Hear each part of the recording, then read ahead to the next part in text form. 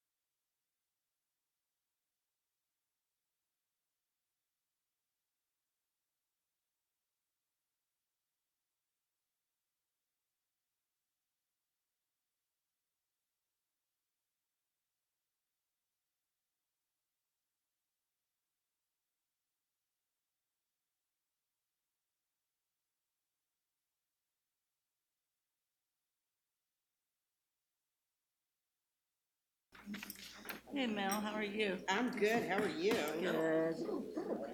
Good morning. Ready? You ready?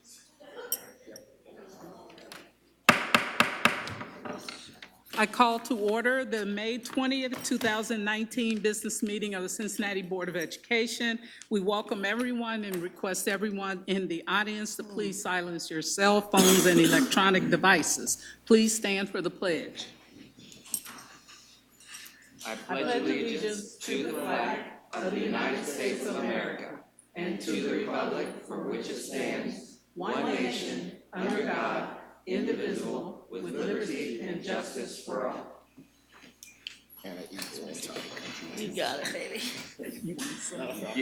Yeah. Ms. Wagner, please call the roll. Mrs. Bates? Present. Ms. Bolton? Present. Mrs. Bowers? Mr. Davis? Present. Mr. Messer? Present. Mr. Morosky? Here. President Jones? Here, thank you. I need a motion to approve the minutes from the regular board meeting, May 15th, 2019, and the special meeting, May 15th, 2019. So, second? All in favor signify by saying aye. Aye. Any opposed? Motion carried, minutes are approved. Ms. Mitchell, please present the first presentation. Yes, so I'm going to move down to the floor because we have a presentation. It is an update to the strategic plan, the work that we've done thus far, and we have a whole entourage of people who have worked on it who will be joining me down at the podium.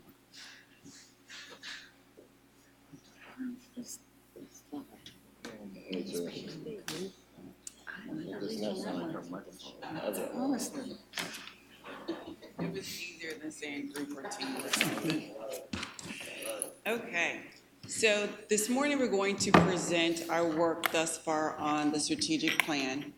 And as we begin our presentation, I felt it was important to really lay out a lot of the groundwork that started last school year and has continued this year that will better position us to be able to launch a strategic plan in August.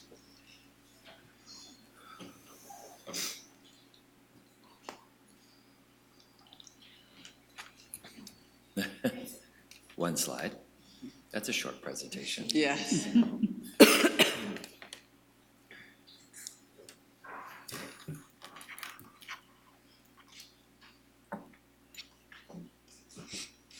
it's coming.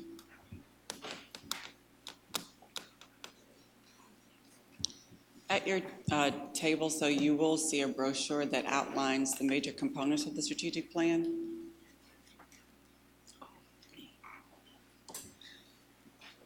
There we go. Could you raise your microphone just a little bit? Is that better? Hopefully. Okay. Okay, last year we started a matrix management model to make the district appear smaller to our schools and have teams, dedicated teams, to really focus on the operational components of our schools so that our principals and teachers could really focus on instruction. So I wanted to bring that back to everyone's memory. We also really enhanced and expanded the quality improvement work that we're doing with Children's Hospital. It's expanded beyond academics and has gone into the operations component of the district, as well as expanding across the districts as it relates to instruction. We're collecting run charts academically, but also on the operations to be able to really monitor our improvement or lack of improvement. So quality improvement is all about learning. And so this is an example of a run chart that Sarah Trimble Oliver had to demonstrate her work. The idea is to get below the red line. So she was trying to drive down the amount of wait time of teachers on the phone trying to get help as it relates to technology. And you can see that she put a lot of different interventions in place to drive it down further and further, and so we're really excited about this work. This is an example of just one of the run charts we've been working with. Also, we've been putting into place process maps with swim lanes. So this one is actually one for the budget process, but we felt it was really important to lay out processes because many times we had processes, but they weren't documented. And we weren't always necessarily paying attention to all the different players who intersected with the process. And so we have process maps with swim lanes to lay the foundation for our work. We have our whole system measures where we're looking at some very specific areas in academics, as well as employee engagement and talent development, as well as operationally. Each department also outlined its core services so that we could be really clear in terms of what does each department really do and which board policies actually support that department's work. In thinking about the board policies, and as board policies are updated, we also decided to create procedures. And so we put our procedures in a specific template that we're using, and all procedures are dropped into the same template aligned to board policies. So as new policies are adopted and as policies are adjusted, then we make those revisions, and we're going to be able to produce a document at the beginning of the school year that outlines the board policies along with the procedures and processes. As we began our work related to the budget, we really looked at a mission margin matrix in terms of identifying those things that are high mission but low cost, and those things that are low mission, high cost, and how we could be able to stop doing some things to reallocate funds to support those things that are truly high mission. We then looked at the board's priorities and established the goals for next year for each department, along with the budget lines to support it, and then the strategies and the measures. And so everything is on one document for each of our departments. And then we're laying this out on a commitment delivery document that says, here are the core services that each department provides, here are the strategies that they're going to use, red, yellow, green on a monthly basis, and the way that a person or a department receives additional funding is through actually being green on all of their commitments. Areas that are red and yellow strategies, and those are perfect opportunities for the continuous improvement model. So that's an introduction to our presentation. Before we can launch a strategic plan, we have to really line up processes within our district and ensure that we're being efficient and effective with everything that we do so that we're really well positioned to then launch a strategic plan. So that's the introduction to our work as it relates to the strategic plan.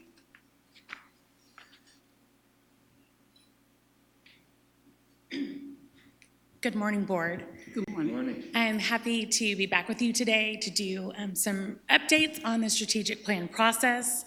And we actually have some design team members here that are going to help me actually present this information since they did a lot of the hard work. So I just wanted, to share that at Engage to Learn, our whole goal is to really help neighborhood public school be the first choice for every family. We really like to partner with public schools, and some guiding principles behind our design model for strategic planning is that we want it to be student focused. So throughout our entire process, we want to make sure that students are first. How are we going to do things that impact kids? Not just how are we going to do things that are a little bit easier for us or maybe, doesn't have as much legwork on our end. We want it to be community-based. So as we went through this process, we had several different types of members on our design team, such as staff members, community members, business leaders, even students, teachers. We want to make sure that this process is aligned and integrated so that it's not a completely separate plan. It's actually the plan that is aligned to board priorities and actually helps drive the district. We use design thinking, which really allows us to think with the end in mind and really then back up our thought process to how do we actually make that a reality. And then we want to make sure that it's actionable so that it's not a plan that just sits on a shelf and collects dust. We want to make sure that this plan actually gets put in motion to help drive the district. And so our strategic plan process really helps detail things out to a very granular level so that the district can move forward. So Lauren is going to help provide an engagement update for us this morning. Thanks, Mitzi, and good morning, everybody. Good morning. Good morning. So some of this you already know. We have 30 incredibly dedicated, over 30 people who've been committed. Someone counted up over 30 hours of time committed to the Strategic Engagement and Planning Committee over the last year. We're really grateful for their support. And of course, we heard from people in all of our 65 school communities, our 52 neighborhoods, and over 75 civic and business organizations. These are the focus groups that we've led throughout this whole year in the different communities. And even if they were identified to one community or another, we drew from other neighborhoods for these. These are the civic and business organizations who gave input into our strategic plan, and we're really, really grateful for their support in this effort because many of them gave us other things to think about than might have been on our initial radar. And then this is a really important group of people here. This is everyone who participated in that design team, so who came together for full whole day sessions to support the work that we were doing, including principals, our teacher cabinet, strategic partners. We had students, our business advisory council, and of course, many members of the CPS staff and our board as well. So we're really grateful for everyone's participation, support, and input that they gave because I think you'll see that really reflected in the documents we're going to review this morning. These are a few other of the opportunities that we had on recent engagement, and the engagement doesn't stop today. We'll continue, believe our next step committee meeting is Tuesday, and we'll continue meeting with our subcommittees and community councils throughout the summer.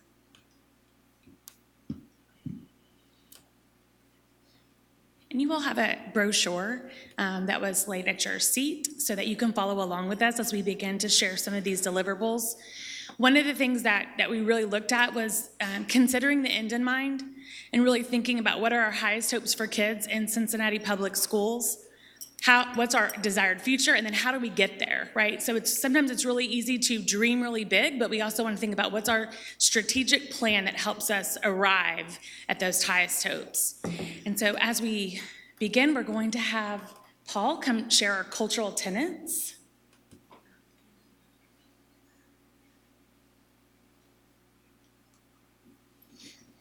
Good morning. Good morning. We care, we collaborate, we commit to success, and we continuously improve. We changed the terminology a little bit because we added we, because that's really what this is about. It's about we, moving this work forward. We've made such great strides with these cultural tendencies that we developed almost 4 years ago, but they've really taken root here over the last year and a half in collaboration with the entire leadership team and the talent development team and the Department of Human Resources. So I normally don't read, but I think this is really important that we hammer home the changes we've made.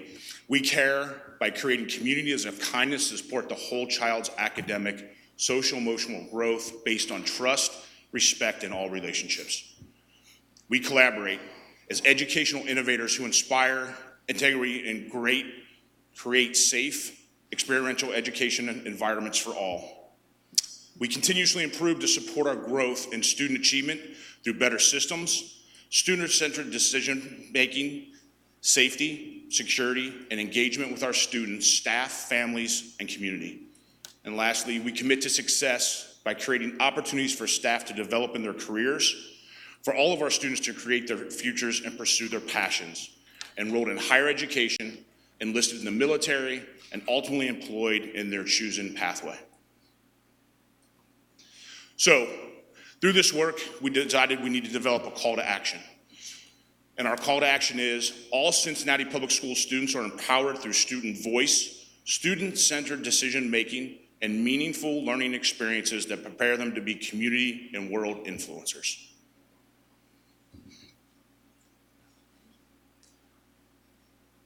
So one thing that we decided to talk about were what were skills that students needed today to prepare them for an uncertain future. There's lots of employment opportunities or college opportunities that we can, we already kind of have an idea and start to prepare them with academic skills, with social and emotional skills. But there are some employment opportunities and different careers and majors that we don't even know exist yet by the time our kindergartners exit our schools. And so we wanted to think about what are those skills that are going to make students be the candidate of choice, not one of the candidates available for a position. And so Jordan is going to speak to the learner profile.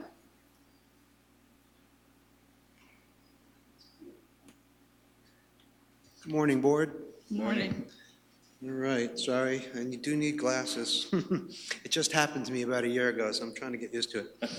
All right, so I am Jordan Vogel. I'm from the Cincinnati Chamber. I lead all of the talent work at the Chamber. Just a quick overview, the Chamber has, oops, I touched something. The Chamber has 3 core focuses, basically government affair and policy work, talent, expanding and diversifying the talent base, and then the third piece is kind of cheerleading all the cool things that are going on to make sure all roads lead to talent. So that middle pillar is what I focus on, and we are heavily engaged already with CPS. I'm engaged in 2 ways. One is I'm a member of the Business Advisory Council, but also with the CPS team, with Brittany and Travis and Philip, we've been working on work-based learning. So this is the employment E, and this is where the kids are going 2 days a week, high school seniors, into the world of work with a holy grail metric that we've identified of a job being offered and a job being accepted. So, one of the interesting things that we've discovered, the Chamber, in our work, and bear in mind we have nearly 4,000 members, and it's not just businesses, right? It's government, it's higher ed, it's not-for-profits, it runs the full gamut, is the skills, the hard skills, are immensely important. But as Mitzi already pointed out, we don't know what they'll be even 3 years from now, right? So they're changing very, very rapidly. But here's what's not changing, and here's what's an absolute necessity, and it's up on the screen. And we've surveyed all of our members, and soft skills is a term that's used, life skills is also a term that's used. This is wherein lies the rub. This is where we're going to win with our kids. So confidence is the first thing that we look for in a learner. The belief in self to overcome obstacles. Communication skills to demonstrate empathy, connect with the audience, and exhibit knowledge. Adaptability, utilizing multiple methods to achieve the same goal while embracing change and demonstrating resilience. This one is a big one across the board, intellectual curiosity. Experiences satisfaction, the learner's experiences satisfaction in discovery while acting as a self-starter and desiring self-improvement. Critical thinking skills to solve problems, take initiative, and exhibit ownership. Integrity to accept responsibility and commit to his or her personal word and demonstrate truth and honor even when no one is looking. Academic competence to understand literacy, comprehend numeracy, and utilize technology to amplify learning. And finally, collaboration skills to understand cross-cultural context, know when and how to contribute, and contribute to a shared outcome. This is an area that's near and dear to our hearts because it's coming up more and more, as mentioned with our employers, is that the skills are not that hard to train up on. There's apprenticeship programs, there's further education, and ideally they're going through that as they enter their journey in the workplace. We're all continuously learning, but it's these soft or life skills that are critical. I think we move on. Okay.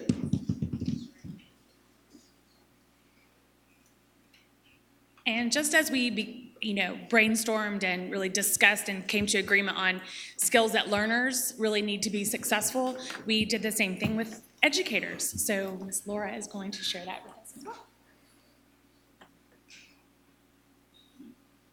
Greetings, board members. Hello. My name is Laura Sebastian, and I am an intervention specialist at Hughes High School for grades 11 and 12. I do the inclusion, and I'm also the department chair over there. Just a little bit else about me. I'm an adjunct professor at Cincinnati Christian University in my spare time from teaching. And I teach courses basically that focus on best practices for teaching students with learning disabilities or all sorts of disabilities.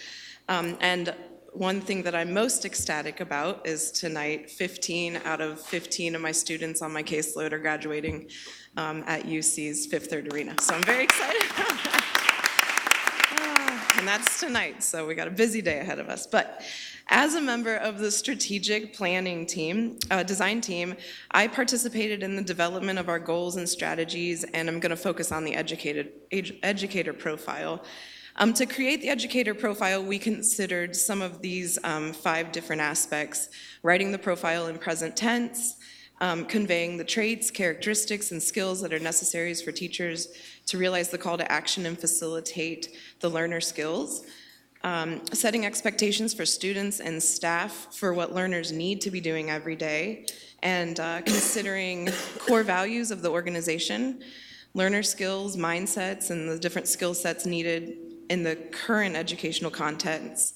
And finally, this is something that we considered being used for recruiting, interview questions, goal setting, professional development, and different coaching plans, and so on and so forth. So we have 10 different attributes that we're going to touch on here from the educator profile. The educator has integrity to do the right thing when no one is looking and always be honest, a passion for learning, and is a curious learner committed to lifelong learning, has high expectations that are clearly defined and set a high standard of excellence, collaboration skills that contribute to the value of the group to achieve shared goals, effective communication that is clear, concise, and also has the ability to listen intently, content expertise and continuously participates in professional learning, cultural competence, encourages diversity and understands cross-cultural context, which I find invaluable, side note. Urgency for the mission, is dedicated to the mission and understands his or her role and impact on the overall mission, has a lot of compassion, empathy, and listens to understand, and also an inspiration to encourage others to reach their goals and uses knowledge and expertise to motivate others. So those 10 different attributes are the types of skills, talents, aptitudes, and attitudes that the goal is to help everyone in the learning profession ensure their students are successful. And those 10 things are an essential part of recruiting and retaining a strong teaching core here at CPS. Thank you, guys. Thank you.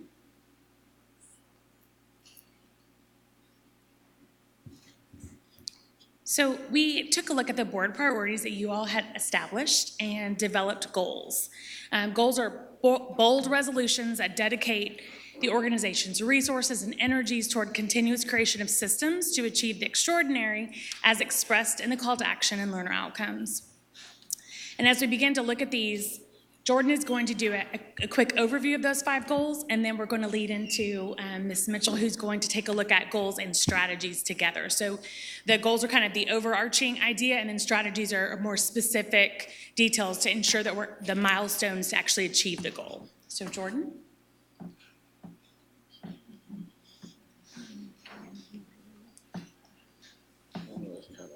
All right, hi again.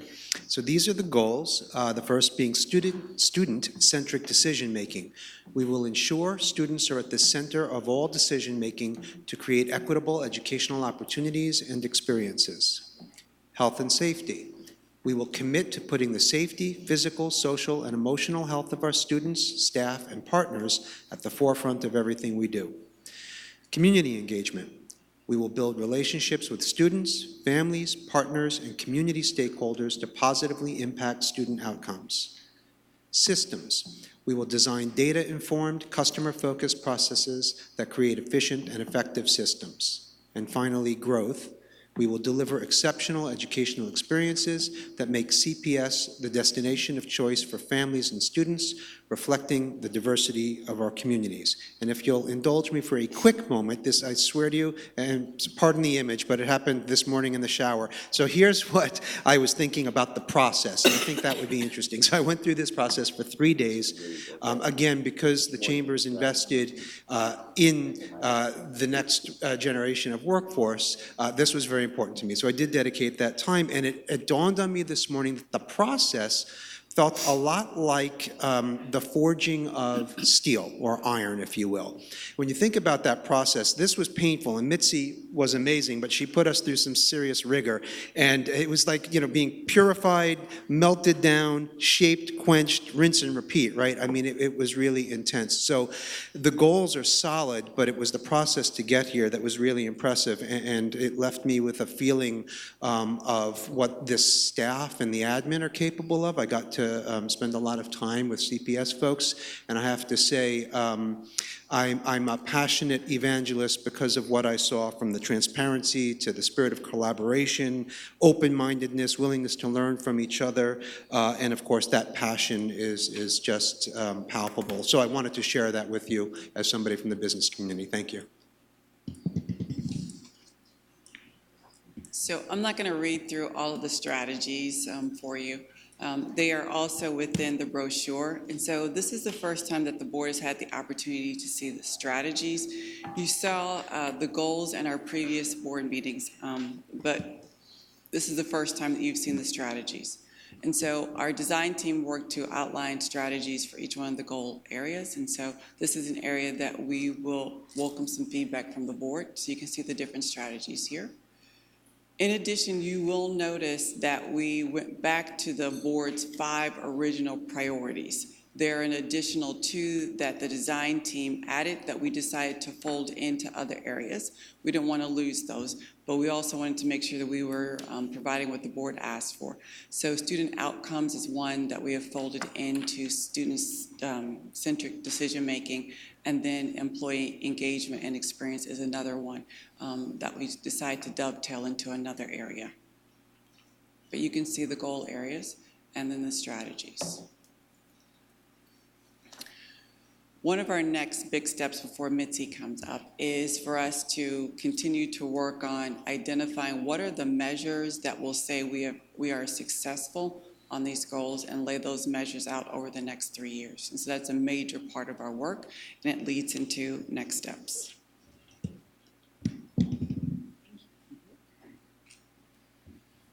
So as we went through that really quickly, I feel like it looks like it was like, oh, we just went through and whipped that out really easily. But as Jordan mentioned, there was some blood, sweat, and tears that went into all of that work. But the design team is really proud of the deliverables as they came out. So some next steps, as Laura mentioned, was really to take those strategies for every single goal and really plot them out on a timeline over 3 years, so that there's not a huge tax on time, talent, or resources to ensure that we can do things successfully. Going with that, so once we take a look at all of the deliverables, my team is really pulling all of that together into the 15-page strategic plan that is scheduled to be completed by the end of June. So each goal will have a team lead assigned to it, and action plans will really help identify what are the specific granular details of each strategy that's going to help us be successful with that goal. So there will be work teams that will be taking a look at those really, really specific details. As Laura mentioned, we really began to take a look at what are the components of each goal and what are the metrics to ensure that we've actually made progress and achieved that goal. That will be focused into a dashboard and scorecard. And then in August, there will be a launch or a rollout of the strategic plan with several different groups. And there will be a monthly review with the PLT and then also a monthly presentation to the board as an update as well. So now I'll open it up for questions. Do board members have questions or comments? Ms. Bowers? Good morning. As a participant on both sides of the STEP committee, I would just like to commend the superintendent, her team, and all of the partners and all of the engaged to learn people in the district's intentional inclusiveness of partners and teachers and community members, and being a part of the STEP committee and helping to create this design. This was a lot of work, a lot of collaboration, and I just want to congratulate you on the outcome. Mr. Messer?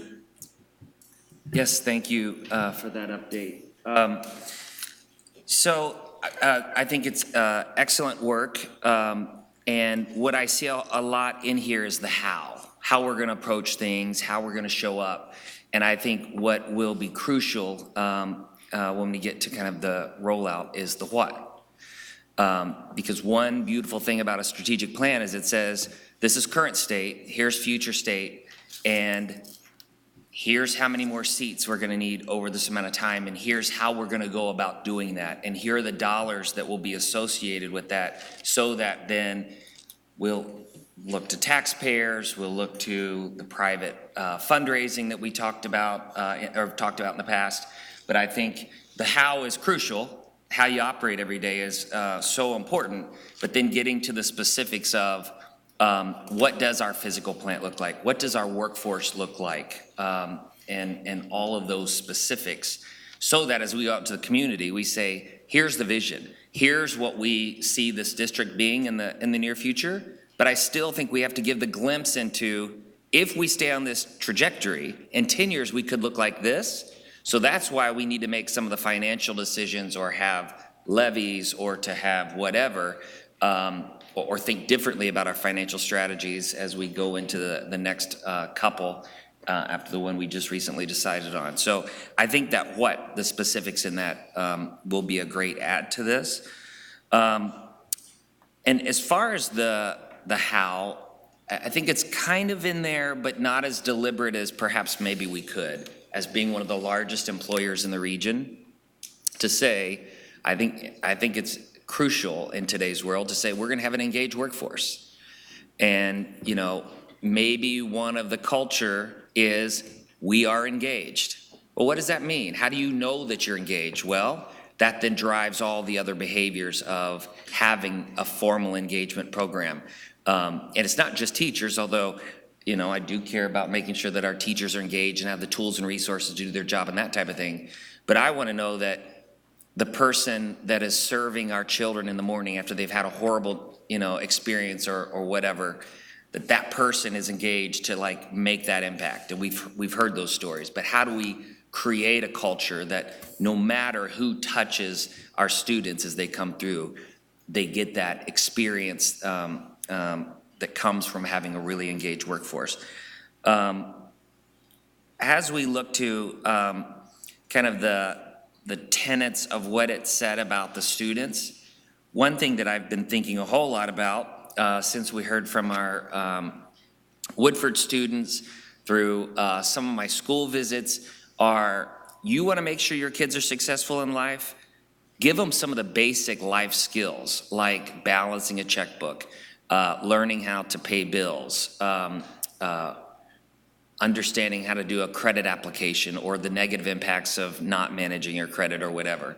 And so I don't know if there's something in there that could be said to say that we want to prepare our children for future success in life, and we're going to cover off on some of these basic things that will help just level the playing field that maybe children in other environments might have. And then as far as the educator, I loved how you had those tenets of this is what good looks like.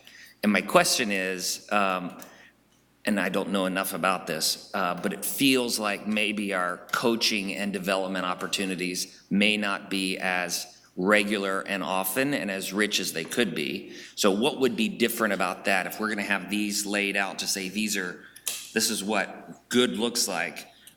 In my workplace, it's a mandatory, you get one full coach plan every quarter.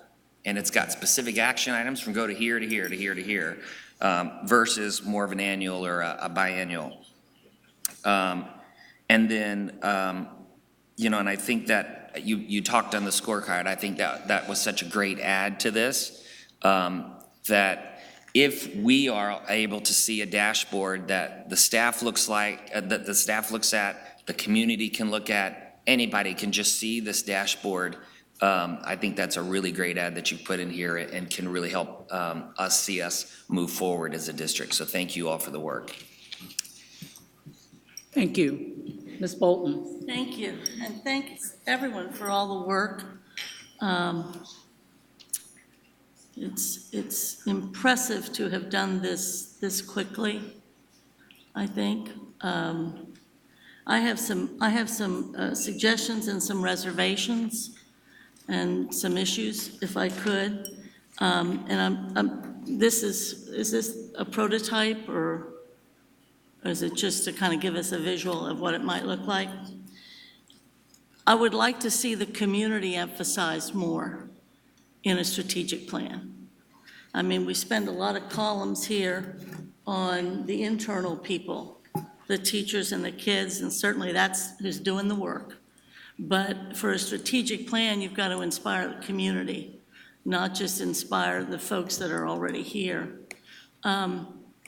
Keep that kind of in mind.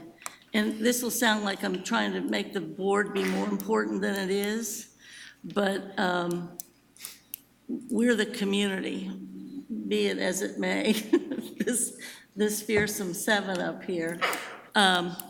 We will need to see the board's vision and mission in this. I don't see it anywhere. I mean, there's not a new vision and there's not a new mission. We're starting with the one we've had, and this is what I said before. And those are good. They're great. It's got that culture of excellence thing in it. It's got how we're thinking. Mr. Messer mentioned the what and the how. I'm a little disappointed that I don't see that big why that the staff came up with about public education. We do this because this is public education's responsibility. I mean, that's a... Yes, so I apologize. There are 4 major areas that were not included in this presentation. Okay. The vision, the mission, the equity statement, and then the rallying cry. Great. Which That gives was you my a next comment, was the equity. I didn't see any equity anywhere, and that's been the clarion call for this board for several years. I mean, I like that you have included the IM CPS, the we thing, and since Kathy Ingram's not on the board, I'll use a Wyoming example, because every time I would ever use Wyoming, Kathy would get all over me. So since she's not here, of course, she may be watching. The Wyoming way is what was indoctrinated to every student and every teacher. And there wasn't a different way for teachers than there was for students. I mean, it was the Wyoming way.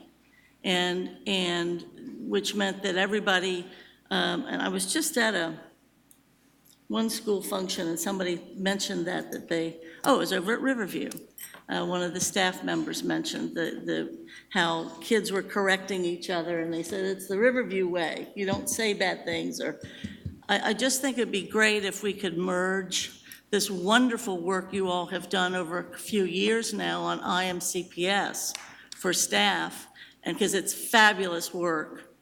I think that can also pertain to children.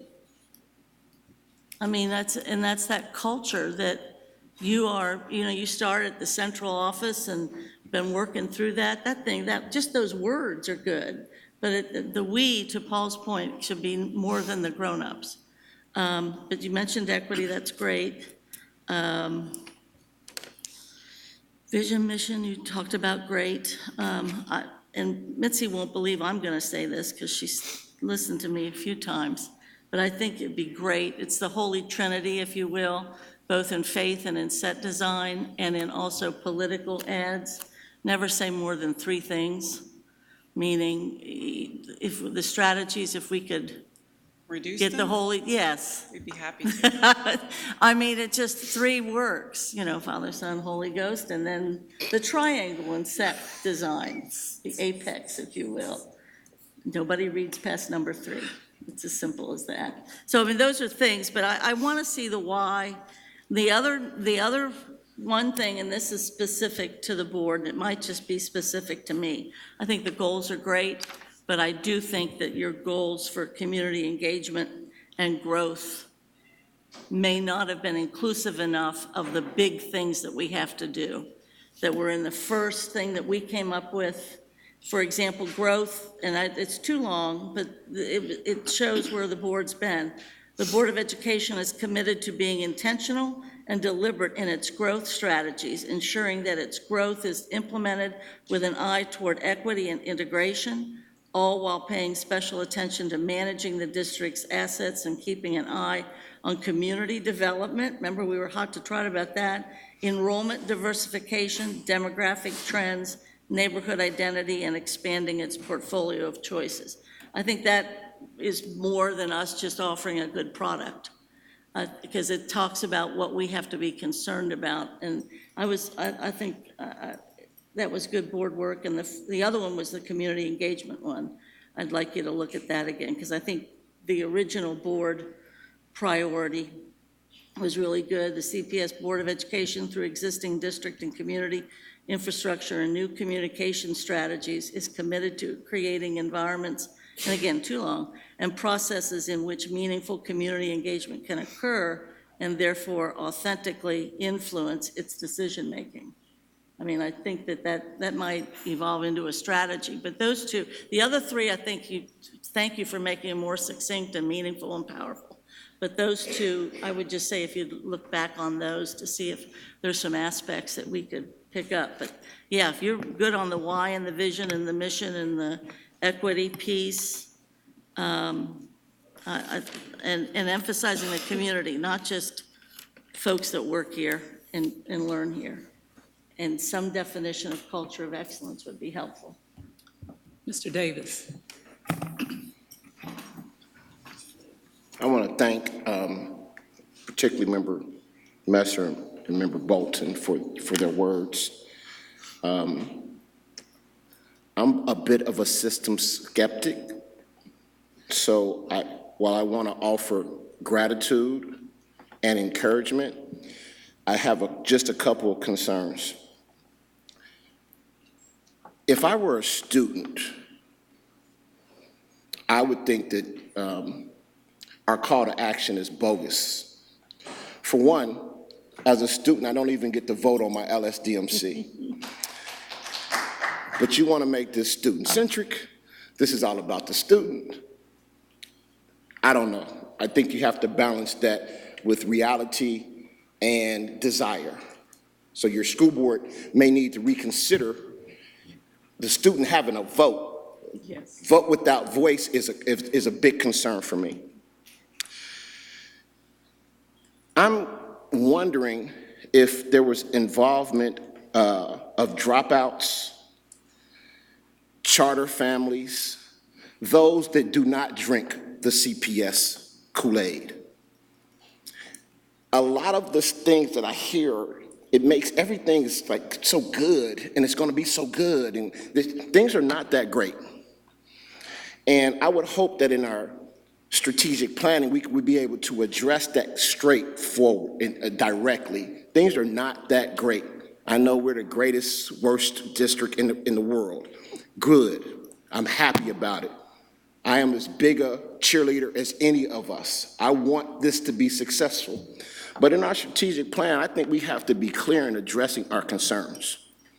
And I really don't feel that in our current, where we're at currently.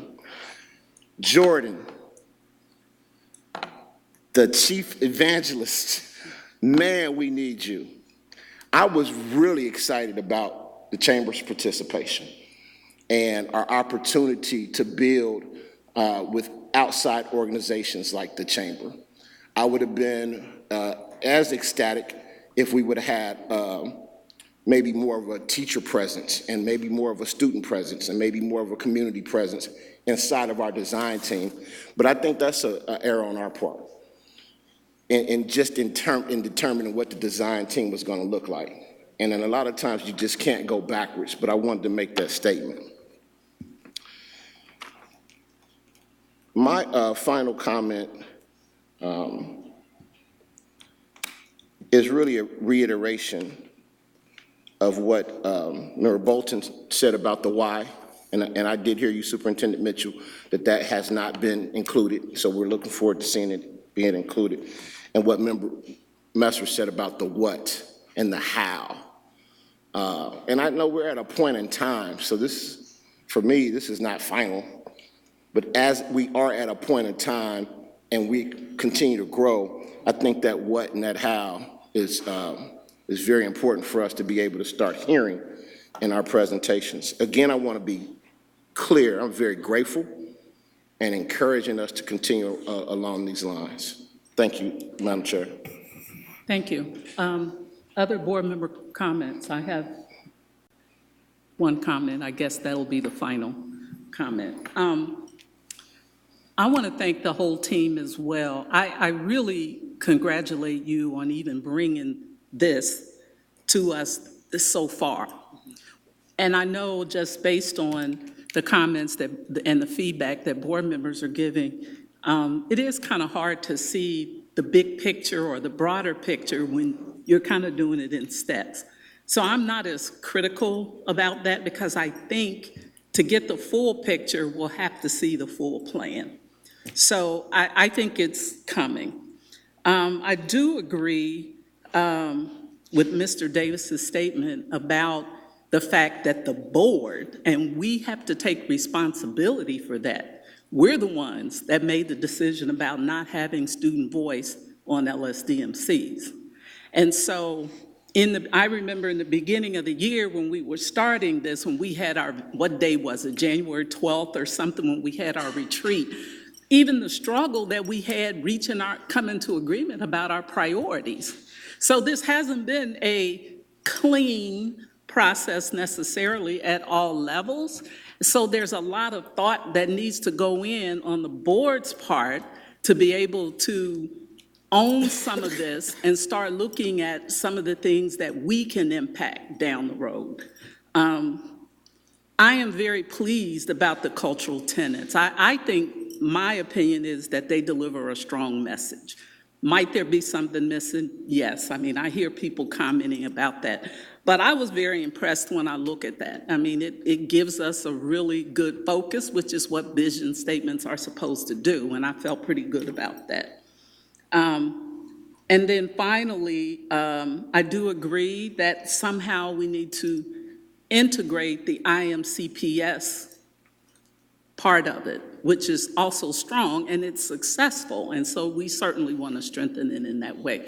But again, I congratulate everybody who's been involved with this. It's nice to kind of see the sort of outline of what it's going to look like. And again, you know, when we get to the big picture, I really do believe that a lot of what the board members are asking for would potentially be in that big picture. Absolutely. Thank you. And we will definitely bring back to you way before August an update on all the things that you mentioned. So I truly appreciate your feedback. The feedback that you've given the team and myself all along the way has helped to make it even better and better. And so I look forward to bringing back to you some additional changes. Thanks for your feedback. I appreciate it. Thank you. And thank you for the to team. Engage to Learn and all the community people who were involved. Thank you.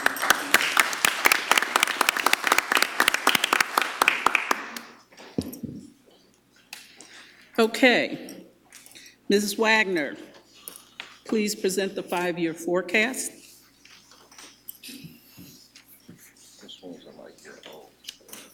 Yes. Well, good morning. Morning. I'm a little bit shorter than everybody else.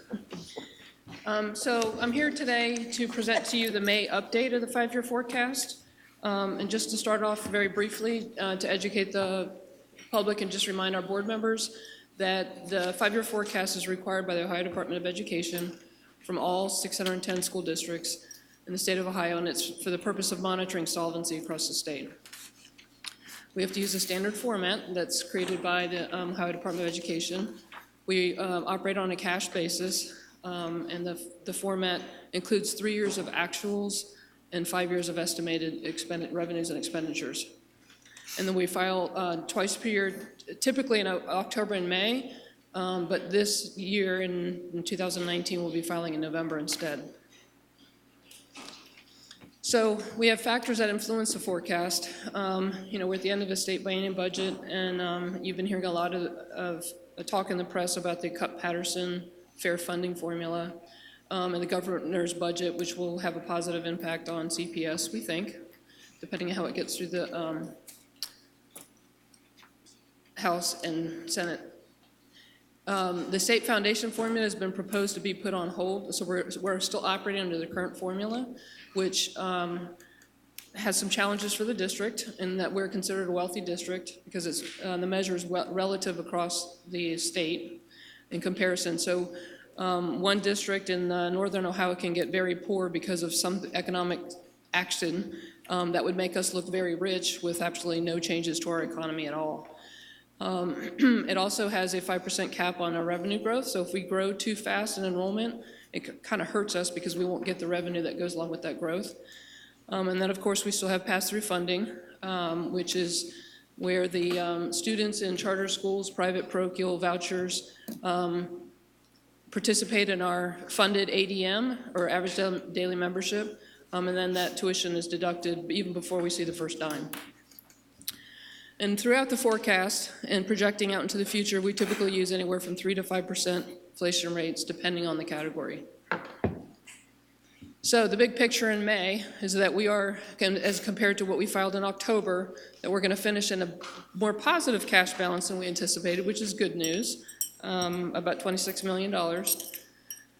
And the reason for that are 3 things. We didn't collect as much property tax as we anticipated throughout this year, mostly because of commercial values declining. Our state aid was up by $4.3 million because of our revenue or enrollment growth and in improved data reporting. And then we had some other revenues, the first being the FC pilot payment. $9.4 million is supposed to be paid to us on June 1st, so this is the first time you're seeing it in the forecast. And then we received a $5 million Medicaid reimbursement. We typically don't forecast for Medicaid reimbursement because they are so difficult to anticipate when they're going to happen, how big they're going to be. So that it's always a very nice blessing to us. Question? I missed the reason that you think we have $3 million less in property taxes. We collected $3 million less than we had forecasted. And did you state why or what your thoughts might be? Mostly in my preliminary estimates because commercial values are declining, or they declined in the last rates report, mostly because of demolished properties, abated properties, and Board of Revision requirement or reevaluations. So you said there's like maybe 3 reasons? Mm-hmm. 3 major reasons, right. Residential values went up and public utility went up, but we're also, if you recall, the property tax reimbursement for the public utility is declining, is being phased out, and so that's another reason why values are down, or collections are down. And you mentioned abatement and? Demolished properties, so once a property gets demolished, the value goes down, gets eliminated. Interesting, thank you. Mm-hmm. So on a forecasted expenditure side, so I talked about the revenue, and now we're talking about the expenditure side. The biggest impact on expenditures is on, we had paid a little bit less tuition than we'd anticipated. Students are choosing to return to the district. We've had some charter schools close. And then our professional services payments in transportation and contracted services are a little bit down than we'd originally budgeted for. We did a lot of analysis on that in our budget practice this year in terms of when we develop our budget, we have a lot of wonderful plans that we want to implement strategically, and then things happen and we don't have the opportunity to implement everything we want, so that's why we're underspending a little bit. So, if you know me, I use a lot of pictures instead of data, but here's a picture of our forecasted revenues. The blue bars are the state foundation revenues. And as you can see, we're anticipated continued enrollment growth at 3%, barring anything that we come up with a strategic plan. So the strategic plan work is not reflected in this forecast because we haven't finished the work yet. The very top values are I'm trying to show you the different levies that are up for renewal, and the red stars indicate when they're up for when we finish collecting on that renewal if it does not pass. So the first red star, which is a little bit misaligned, I worked on this at home, so when I transferred it to work, it misaligned a little bit, but the red star is the $65 million levy that we just adopted a resolution for 10 years, that we'll finish collecting halfway through 2021, so the revenue at the very top of the forecast will only show the revenue without the levy. At the very bottom of the forecast, this is a state requirement. If you have a renewal, you're not allowed to include it in the top portion of the revenues. So when you're looking at your big sheet up here, the levy renewals are at the very bottom in the cash section. And then the second, the $48 million levy will expire in the following year. So on the other hand, here's our forecasted expenditures, just in total. As you can see, the curve is a little bit steeper.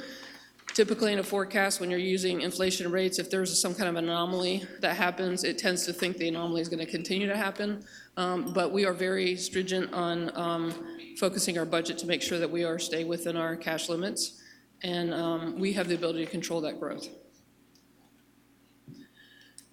So this is a picture of the different parts of the expenditures, and I talk about this simply because our operating transfers are so large and it makes everything else look smaller. But because we participate in the school-wide pool, we're allowed to commingle our general fund, our federal funds in the school budgets. It gives us greater control and efficiency on spending to meet those children's needs. But you can see that in the transfers out, which is the dark block at the top, how big it is compared to our salaries and personnel benefits, which are at the very bottom, the lighter blue and the orange. The pool, the transfer, there's 3 transfers that go out, the one being the pool, money that gets put into the pool. The second is our fund 34, our maintenance fund for buildings. We're required to put a $500,000 value into the maintenance fund so that we can maintain the beautiful $1 billion buildings that we did in the facility master plan. That's $3.2 million every year. And then, of course, the general fund has to help pay for our debt service, which is about $16 million a year. So those 3 values represent that big blue block at the top. Let me just switch to the next slide here. So on the operating transfers, I just explained the first 2. The general fund transfer into the school-wide pool represents $197 million, and that's about 96% of the pool itself. Title I is about $7 million transfer and represents about 3% of that pool. And then Title IIA is about $600,000 for class size reduction. We hire teachers to help remove splits in our enrollment classrooms.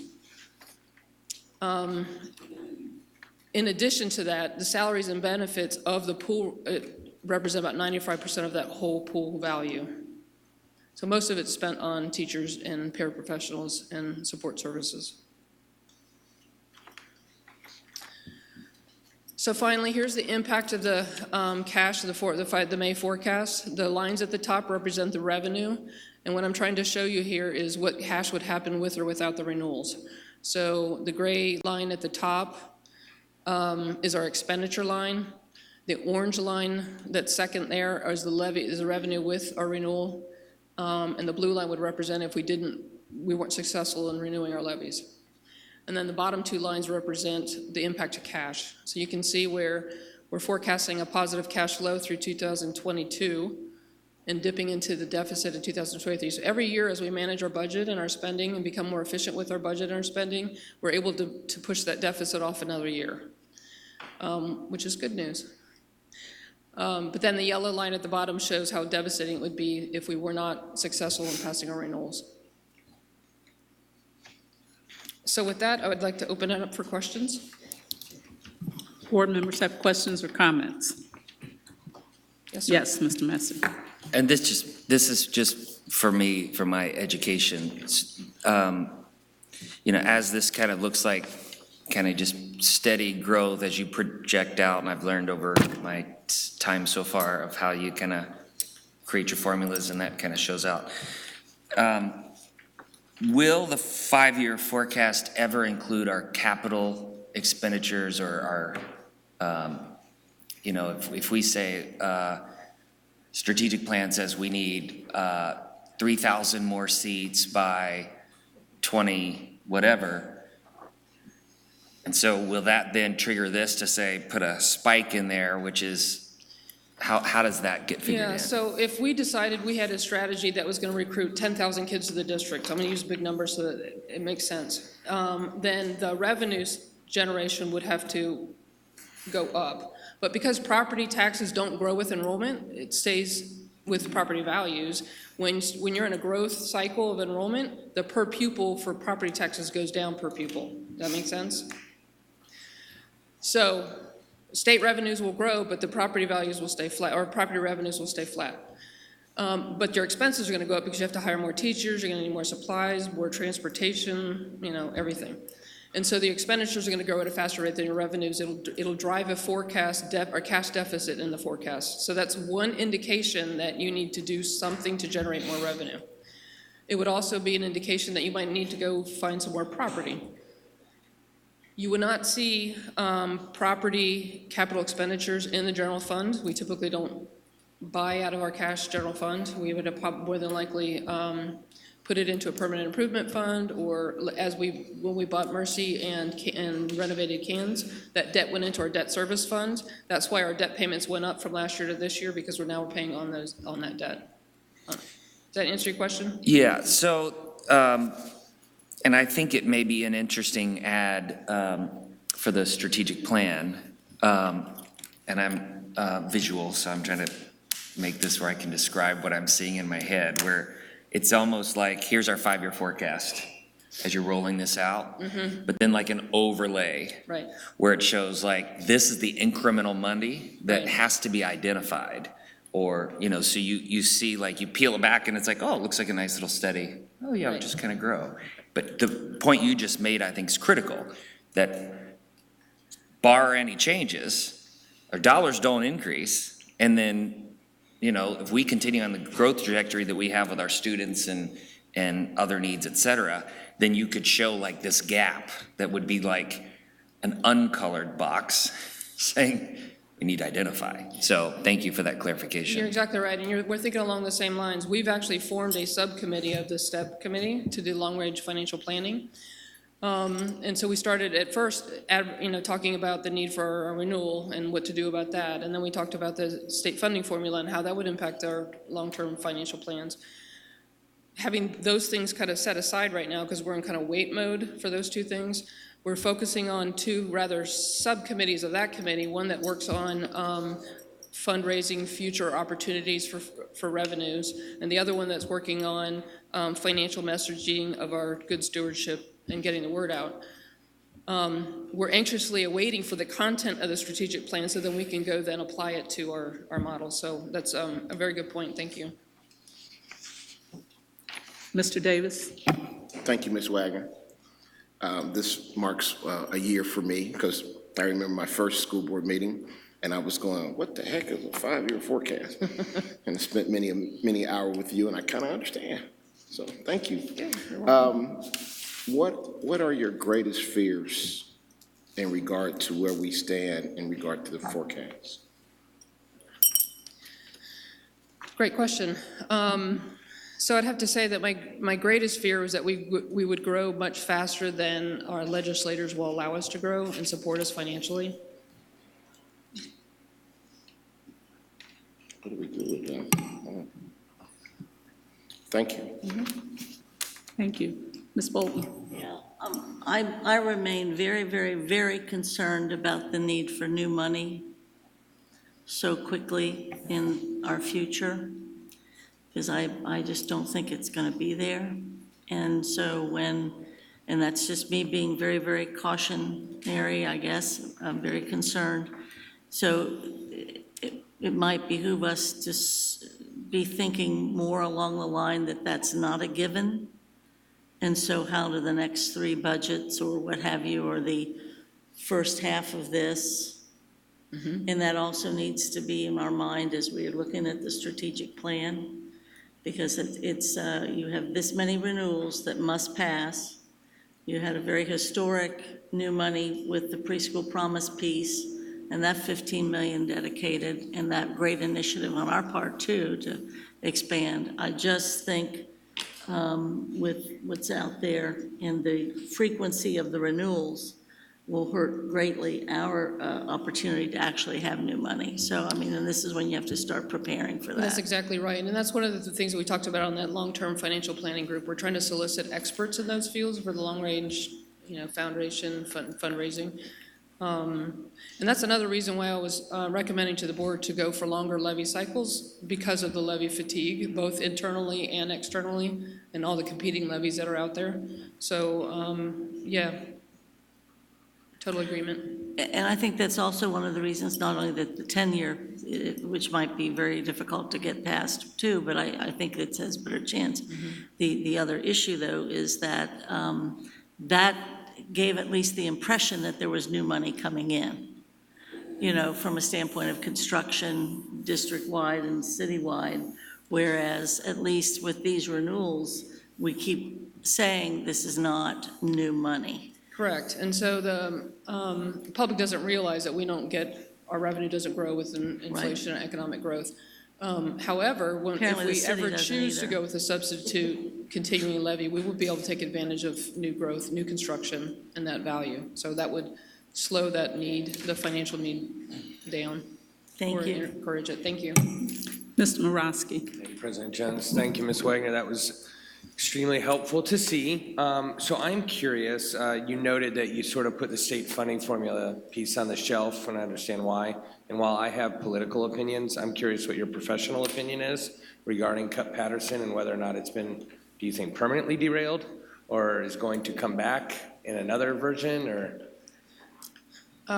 Good question. Overall, I'm fairly supportive of the concept of Cup-Patterson. It's very similar to the way we do our budgeting in the district, and so I really like the formula. My challenge has always been whether the state will fund it. And so when it first came out, there was a $150 million shortage in the governor's budget to support that. And whenever there's a shortage, you start scaling back. So who knows what they're going to cut out.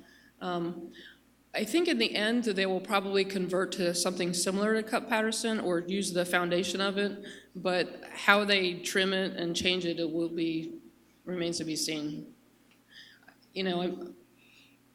I've been the treasurer for 4 years, and I've seen several different, and I've been with the district for almost 26 now, and I've seen a lot of funding formulas, and the changes and how they happen at the last minute, and so it's hard to predict what's going to happen. I would love to see something of that nature come to the district, though. Yeah. Any other questions or comments? Thank you, Ms. Wagner. And just for the board to note, we do have a vote today on this.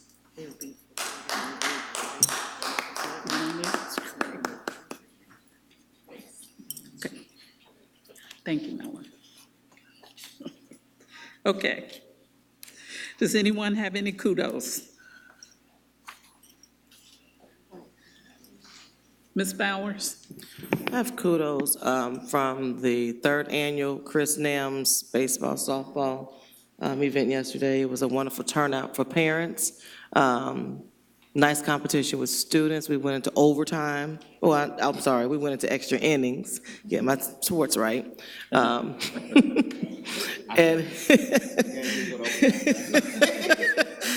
And it was an excellent game between, I think it was central office and staff. It rained, but they pushed through it. We had one little incident, but other than that, it was a good turnout. So I want to commend all of the participants, congratulate all the students, coaches. Josh did great. We were on the news, I saw last night, commemorating Gabrielle, identifying the field. Her family was there and spoke. It was Gabrielle. It was very good. Thank you. Who won? The administration won. Well, it was a mix, because one side didn't have enough, so it was kind of mixed up, so I had a hard time determining who was who. Great. Exclusive. Okay. It might make me pull out my old glove and bat and ball next year. Uh-oh, I think we Show might you how have- it's really done. Maybe a board Okay. versus staff. Uh-oh. Uh-oh, I think I'm in. Okay. Any other kudos? My heart says yes, but my body says no. Any other kudos? Thank you. Ms. Spades, please present the retirements. Thank you. We have several retirements from our certificated personnel, John M. Rowe, one of our teachers, and from civil service personnel, Christine Millen and Patricia Neal Miller. We thank them for their service to our children and congratulate them as they move along in their life goals. Thank you so much. Okay, so we do not have any hearing of the public requests, so we're just going to move on into our board matters discussion. And just to kind of put it in context, our last meeting, a couple meetings ago, we had a presentation around the tax abatement scenarios, and we said we would bring it back on May 20th. Today is not going to be a full-blown presentation, but Mr. Hoying is just going to update us on kind of where we are now in developing a framework for how we move forward with the tax abatement.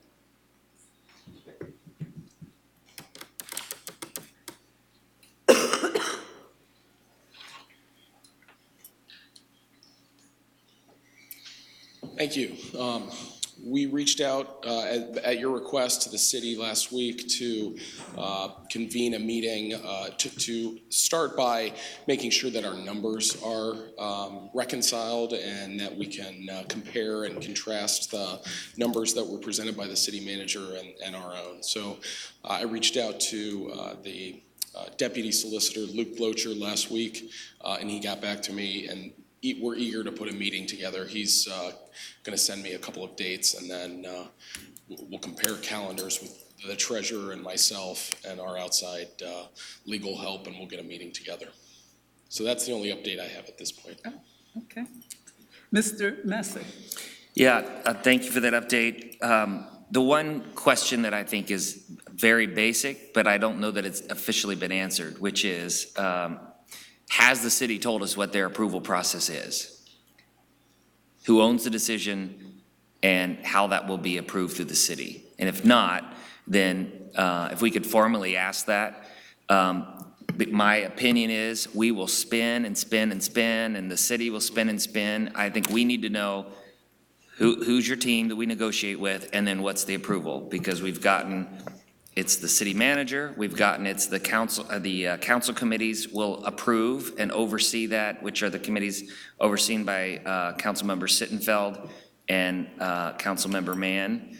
But I think if we could just say, hey, could you just send us an outline of here's the approval process from the city standpoint and who's on the negotiating team, then we can provide that same thing, and I think it gets everybody set on the good tracks. Let me comment on that, because I neglected to say how we even arrived. We did, right after that last meeting, we came to, Ms. Bolton as Chair of Finance and myself came together with administration to really talk about the process. And I believe that was one of the items on the list of maybe 2 or 3 things that we said we were going to do. So, and I do recollect that, so I'm glad you raised it as a reminder, but I think, I do remember that, and we probably need to refer to our notes of that meeting to make sure that we're capturing everything. The whole intent of that meeting was to really kind of attest to where we are now, who was doing what internally. So we did work that out, work that through, and then we have to do the same thing for, with city council, with the city around that. So, okay. Any other questions, Ms. Bates? Yes, I have a couple. First, today, it's my understanding that today at the council's Budget and Finance Committee, Dehaney's going to defend the memo he sent to us, which we all saw that, right? That was pretty interesting. It was a little different than the 5-year forecast that our treasurer gave today. But will we have somebody at that meeting to at least observe and have a presence, not necessarily to testify because we weren't invited to testify, and, you know, I think we deserve more than 2 minutes, but to at least see what is going on, you know, reactions, questions, you know, or if they do need technical assistance, that somebody from our administration would be there, you know, to answer questions. Sure, yes. Is Yes, I'm certainly aware that City Council is having that meeting. I don't know if we had planned to attend in person or to watch, but certainly we are watching that. If the direction is to attend in person, I'm glad to do that. If board members agree, I think it's a good idea to at least have a presence there. When is that? Today at 1. Mr. Morosky, I'm not. Yeah, I'm not finished, but. Okay. I agree with Board Member Bates, and I also, I think if for no other reason, just to have, again, not to repeat everything you just said, but to have that presence, because again, if we are to present, I think we deserve more than 2 minutes, to be perfectly frank. So I think to have somebody there is probably not a bad idea, assuming we're not taking anybody away from something that's like crucially important to the operations in the district. If somebody could attend at 1 p.m., I think it's a good idea. Or at least call Eric Kearney, or although Eric is advocating for his own position, I think he's kind of in a tough spot. Maybe George, if he's in town, today's Monday, he might be, you know, but anyway, if our governmental liaisons can, somebody from the administration. And I think more than just watching it on TV, because you get to watch, you know, the body language, the expressions, how it's being received by the council members who has that puzzled look on their face that might need a little bit more, you know, information. So that, I think that's important.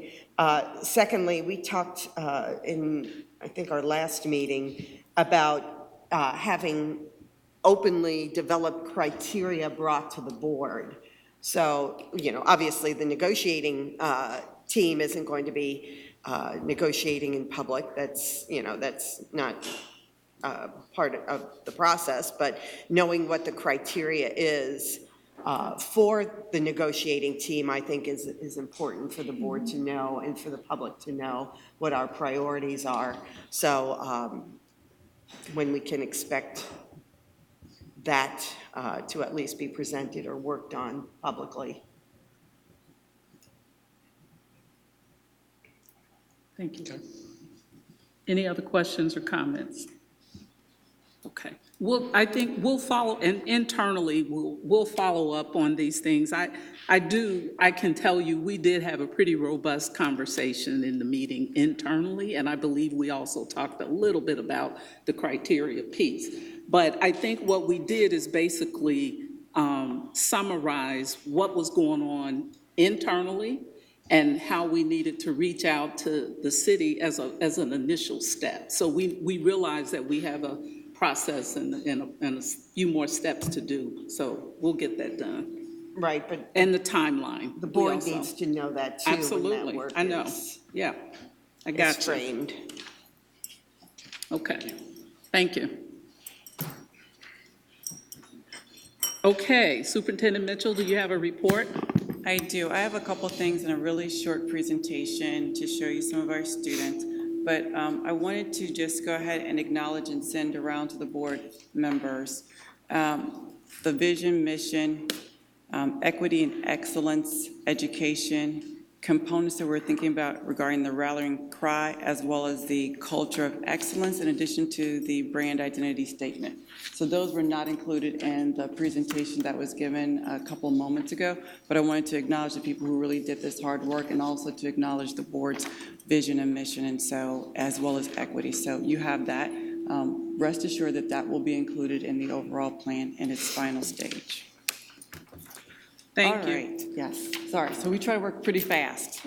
So now we just have a couple more things on the list in terms of your feedback. Wanted Hill students, I think someone is driving for me. Thank you. Wanted Hill students are vocabulary champions. So they placed second in the nation in a vocabulary bowl. They were first in the state of Ohio.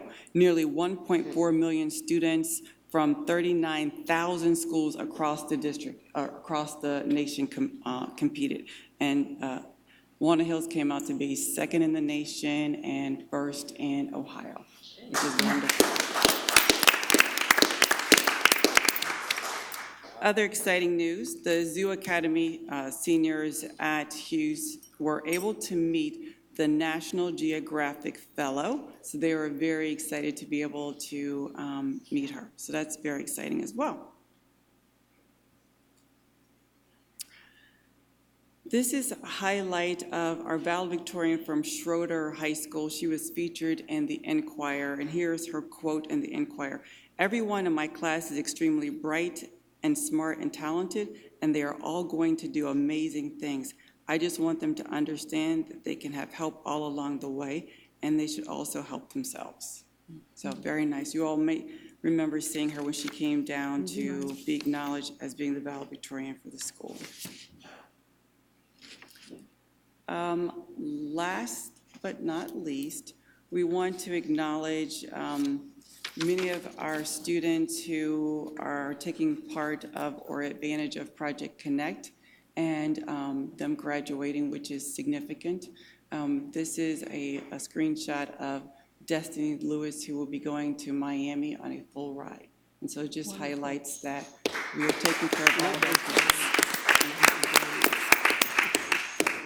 And that completes my report. Yeah, that was a great shot of her. She had on a blue dress. Blue dress. Okay, is that your report, Superintendent?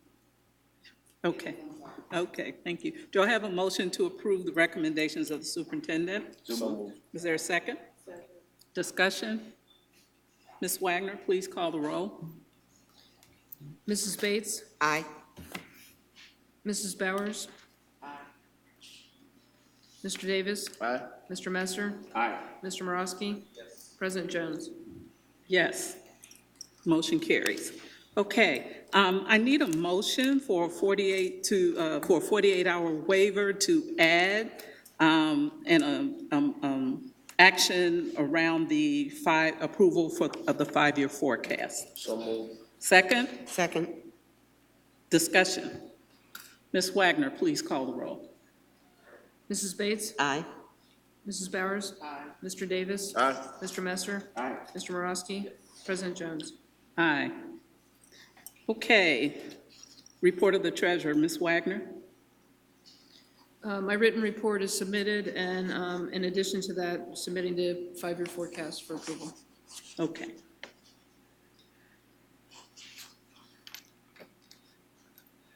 Do I have a motion to approve the report of the treasurer? So moved. Second? Okay. Discussion. Ms. Wagner. Mrs. Bates? Aye. Mrs. Bowers? Mr. Davis? Aye. Mr. Messer? Mr. Morosky? President Jones? Aye. Okay, now I need a motion to approve the May 2019 5-year forecast. So moved. Second? Second. Discussion. Ms. Wagner, please call the roll. Mrs. Bates? Aye. Mrs. Bowers? Mr. Davis? Aye. Mr. Messer? Aye. Mr. Morosky? President Jones? Aye, thank you. Inquiries and updates. Ms. Bates. Yes, I will do this on behalf of the Finance Committee. In our committee meeting last Thursday, upon the advice of our governmental liaisons, the Finance Committee directed Lauren Worley to develop a written testimony for the House or Senate Education Committee in consideration of House Bill 166, highlighting key points that are part of our lobbying effort.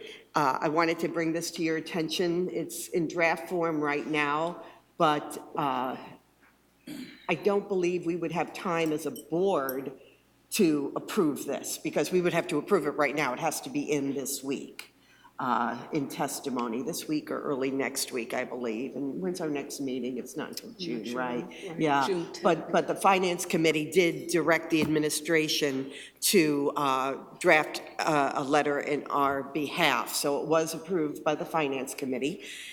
So I believe that would be fine to send that on behalf of the board. We can send you the highlights. We were pretty careful in what we were asking for. We didn't want a 5-page letter, according to Ms. Bolton's Holy Trinity. You know, we do have a little bit more than 3, but we did want to have a reasonable amount of asks.